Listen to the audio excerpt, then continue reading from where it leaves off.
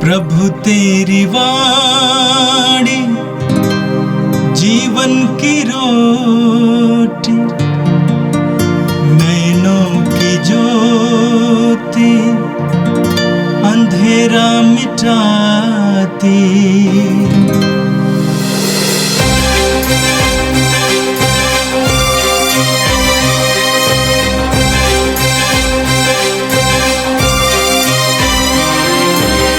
प्रभु तेरी वाणी जीवन की रोटी, नैनों की ज्योति अंधेरा मिटाती। प्रभु तेरी वाणी जीवन की रोटी, नैनों की ज्योति अंधेरा मिटाती। वाणी वाणी वाणी वाणी वाणी पवित्र है, शाश्वत है, जीवन का मन्ना है। 13 जून सोमवार। पहला पाठ राजाओं का पहला ग्रंथ, अध्याय 21, वचन संख्याएं 1 से 16 तक।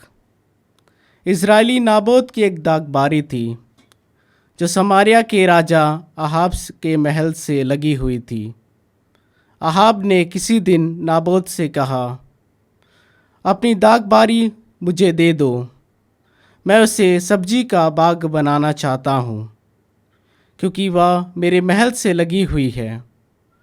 मैं उसके बदले में तुम्हें उससे अच्छी दागबारी दे दूँगा, या यदि तुम चाहो तो मैं तुम्हें उसका मूल्य चुका दूँगा। किंतु नाबोत ने अहाब से कहा, ईश्वर या ना होने दे कि मैं आपको अपने पुरखों की विरासत दे दूँ।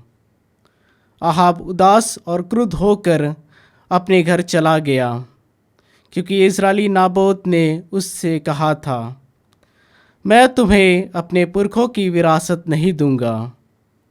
उसने अपने पलंग में लेटकर मुंह फेर लिया और भोजन करने से इनकार कर दिया। उसकी पत्नी इजबुल ने उसके पास आकर पूछा, आप क्यों उदास हैं और भोजन करना नहीं चाहते? उसने उत्तर दिया, मैंने इजरायली नाबोत से कहा, रुपया लेकर मुझे अपनी दागबारी दो, और यदि तुम चाहो तो मैं उसके बदले में तुमको एक दूसरी दागबारी दे दूंगा। उसने उत्तर में कहा, मैं आपको अपनी दागबारी नहीं दूंगा। इस पर उसकी पत्नी इजबुल ने कहा, वाह, आप इज़राइल के कैसे राजा हैं?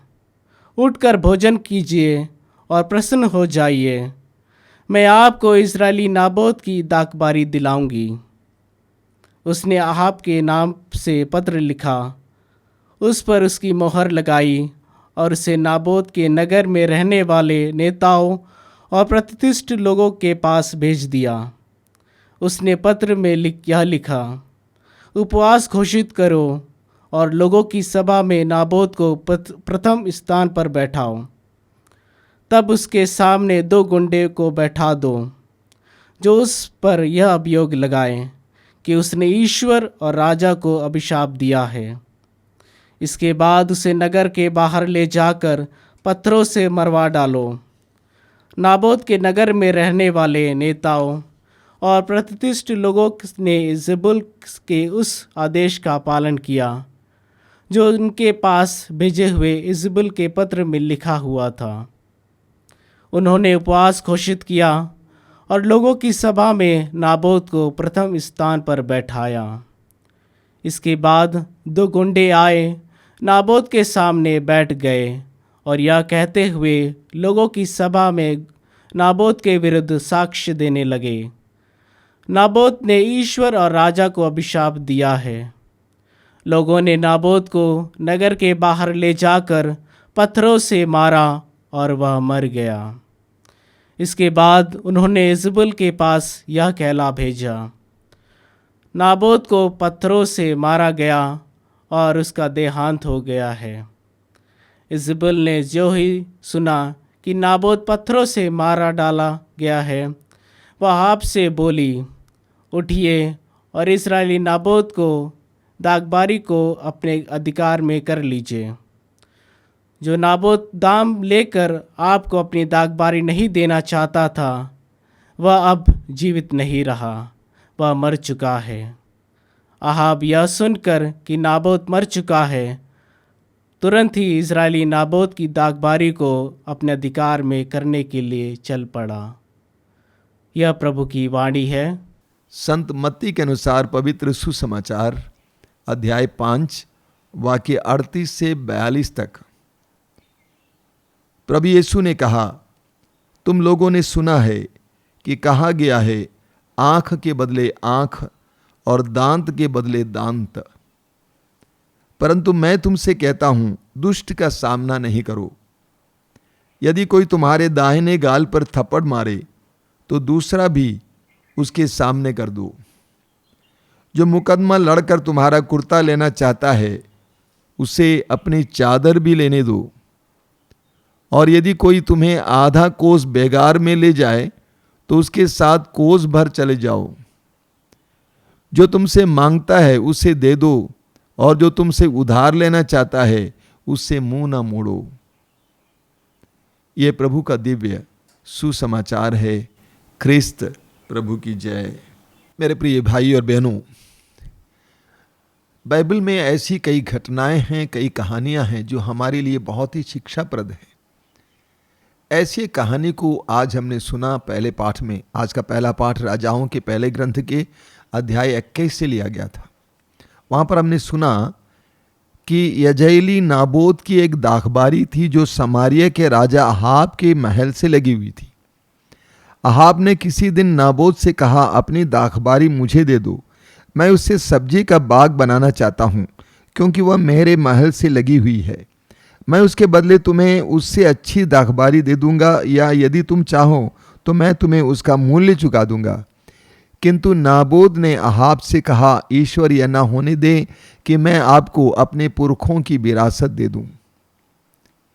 राजा अहाब के महल से सटी हुई एक दाखबारी थी। दाखबारी का मतलब अंगूर का बगान, जिसका मालिक था नाबोत। राजा अहाब के मन में लालच आया कि मैं उस दाखबारी को, उस अंगूर के बगान को अपनी सब्जी का बगान बनाऊंगा। लेकिन नाबोत देने से इनकार करता है, क्योंकि वो कहता है कि ये मेरे पुरखों की विरासत है। आगे हम देखेंगे कि राजा अहाब बहुत दुखी हो जाता है, महल में बिना खाए पिए पड़े रहता है। रानी इजबेल ने उससे पूछा, क्यों नहीं खा रहे हैं? उसने सारी बातें उसको बता दी। रानी इजबेल ने कहा कि इस कारण आपको खाना छोड़ने की क्या आवश्यकता है, मैं संभाल लूंगी। उसने अपने राज दरबार के अधिकारियों को बुलाया और उनसे कहा कि सभा बुलाओ, उपवास घोषित करो और सभा बुलाओ, और सभा के बीचों बीच नाबोत को बैठाओ और कुछ गुंडों के जरिए गलत इल्जाम लगाओ कि इसने ईश्वर और राजा को अभिशाप दिया है, और उसको बाहर ले जाकर मार डालो, मरवा डालो। और ऐसा ही हुआ। नाबोत को मार डाला जाता है और नाबोत की दाखबारी राजा अपनाता है। एक बहुत बड़ी सबक है। मैं 3 व्यक्तियों पर मनन करना चाहता हूं। सबसे पहले राजा अहाब। बताइए, राजा के पास किस चीज की कमी है? एक साधारण प्रजा से जमीन लेना चाहता है, वो भी दाखबारी को वो सब्जी का बगान बनाना चाहता है। कितने कठोर परिश्रम से उसने दाखबारी लगाया होगा, लेकिन उसको सब्जी का बगान बनाना चाहता है। उसके पुरखों की जमीन को लेना चाहता है। राजा अहाब की लालच को देखिए। दूसरी तरफ राजा अहाब की पत्नी रानी को देखिए। राजा को खुश करने के लिए, वो जमीन अपनाने के लिए एक इंसान को ऊपर गलत इल्जाम लगाकर मरवा डालती है। तीसरा है नाबोत, जो अपने पुरखों की जमीन के प्रति लगाव के कारण अपनी जान को गंवाता है और अपनी जमीन को भी गंवाता है। ये तीनों महत्वपूर्ण बातें हैं। ये हमारे लिए भी उदाहरण है। कभी कभी हम भी राजा अहाब की तरह बनते हैं। हमारे अंदर भी लालच आ जाती है। दूसरों की संपत्ति देखकर, दूसरों का घर देखकर, दूसरों की चीजें देखकर हमारे अंदर इतना लालच आ जाता है कि हम उसको अपनाने के लिए परिश्रम करते हैं, चाहे उसको कितना भी दुख हो, हमारे अंदर भी लालच आ जाता है। उसी तरह रानी इज़ाबेल की तरह हम भी बन जाते हैं। कुछ लोगों को प्रसन्न करने के लिए, कुछ पाने के लिए हम क्या करने को तैयार नहीं होते हैं। याकूब के पत्र के अध्याय 4 में याकूब कहते हैं कि हमारे बीच में जो लड़ाई है वो इसलिए है क्योंकि हमारे अंदर इस प्रकार की वासना है, इस प्रकार की चाह है। तीसरा है नाबोद। अपने पुरखों के जमीन के प्रति इतना लगाव उसके अंदर था कि उसने अपनी जान भी गंवा दी और अपनी जमीन भी गंवा दी। उसको जानना चाहिए था कि राजा मुझसे मांग रहा है और राजा ने यह भी कहा कि मैं तुम्हें अच्छी दाखबारी दूंगा या तो अच्छा मूल्य दूंगा, लेकिन अपने पुरखों की जमीन के प्रति इतना लगाव था कि उसने अपनी जान गंवा दी और जमीन भी गंवा दी। कभी कभी हम भी इसी तरह होते हैं, हम भी इसी तरह होते हैं। छोटी छोटी बातों के प्रति इतना लगाव है कि उसके कारण हमें बहुत कुछ गंवाना पड़ता है, बहुत कुछ खोना पड़ता है। आज की कहानी हमारे लिए एक बहुत सुंदर सबक है, शिक्षा है। इस पर हम लोग आगे मनन चिंतन करेंगे, व्यक्तिगत रूप से मनन चिंतन करेंगे। क्या मैं राजा हाब की तरह लालची तो नहीं हूँ? क्या मैं रानी इज़ाबेल की तरह दूसरों क्रूर नहीं हूँ, दूसरों को दुख देने वाले नहीं हूँ? क्या मैं नाबोद की तरह ज़मीन और अन्य चीज़ों के प्रति इतना ज़्यादा लगाव रखने वाला नहीं हूँ जो अन्य चीज़ें उसके कारण गंवाता है? हम लोग मनन चिंतन करेंगे। और आज के सुसमाचार में हमने प्रभु यीशु की एक विचित्र शिक्षा सुनी। प्रभु कहते हैं, यदि कोई तुम्हारे दाहिने गाल पर थप्पड़ मारे तो दूसरा भी उसके सामने कर दो। जो मुकदमा लड़कर तुम्हारा कुर्ता लेना चाहता है उसे अपनी चादर भी ले लेने दो। और यदि कोई तुम्हें आधा कोस बेगार ले जाए तो उसके साथ कोस भर चले जाओ। जो तुमसे मांगता है उसे दे दो और जो तुमसे उधार लेना चाहता है उससे मुंह मत मोड़ो। कभी कभी लोग कहते हैं कि ये शिक्षा तो गलत है, अगर हम इस तरह करते जाएंगे तो हम दूसरों के गुलाम बन जाएंगे, लोग हमारे ऊपर हावी हो जाएंगे। इसको पूरा समझना जरूरी है।